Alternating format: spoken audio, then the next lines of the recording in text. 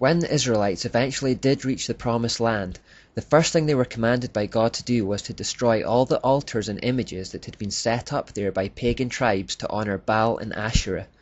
Once more we see an assistance from God that their camp is kept clean. Holiness is paramount. The fate of the world is resting on these people. Instead of doing so, they ended up turning their back on God and worshipping the idols again. The lure of the gods that surround them and the culture in which they have been steeped keeps polluting and sidetracking God's people, and God is constantly disciplining them and drawing them back into Him. The battle between God and Satan for this people group manifests itself as a tug of war, where the Israelites are constantly rebelling and being restored. The determination of Satan to destroy the relationship the Jews have with God throughout the Bible is very clear. They were, after all, fast becoming the last barrier between him and total domination. He wasn't about to leave them alone. And at this point I want to introduce you to an absolutely vital point which will develop in the following parts. I call it Satan's Plan A and Plan B, and it crops up constantly, so we really need to get a hold of it. What Satan wants above everything else is domination or control. Now there are two ways to achieve this. One way is considered the feminine way, which is employed in a position of weakness. It's called manipulation.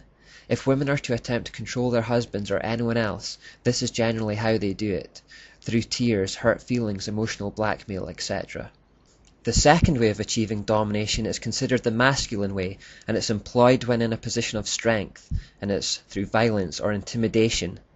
This is generally how men control people, by threatening them with their strength. So there's a feminine way associated with the moon goddess or Asherah, which I refer to as Plan A, and a masculine way associated with the sun god or Baal that I refer to as Plan B. But both techniques are aiming for the same satanic end, which is control or domination. Now, up until this stage of human history, Satan had always managed to get his way with Plan A, subtle manipulation. He appealed to the pride of the angels, and a third followed him. He appealed to the pride of Adam and Eve, and the same thing happened. After the flood, he managed to influence Nimrod and Semiramis, and satanic polytheism began filling the earth. He must have felt pretty pleased with himself, because in the time period between Adam and Moses, human beings had actually been very easy pickings for him. He'd been able to sway pretty much whoever he wanted, whenever he wanted, without much resistance at all. He never had to go to war against humans in an overt sense. He'd merely appealed to their vanity and offered them the world. In the face of that offer, they had buckled every time. Some more examples of this. When the Muslim prophet Muhammad first established Islam, his initial approach to the Jews was the same. Muhammad tried to be subtle about introducing his false religion into their midst. He claimed he served the same God as them and was a prophet. This was Plan A. When the Jews rejected his claims, he turned violent against them and was hell-bent on their destruction for the rest of his days, and this was Plan B. When Jesus was in the wilderness prior to the commencement of his ministry, Satan tempted him with Plan A. He promised him land, wealth, and status. When Jesus turned him down, Satan saw to it that he was crucified. This was Plan B. When Edmund finds himself in Narnia in The Lion, the Witch and the Wardrobe by C.S. Lewis, the White Witch is charming and polite, offering him Turkish delight and hot chocolate. This is Plan A.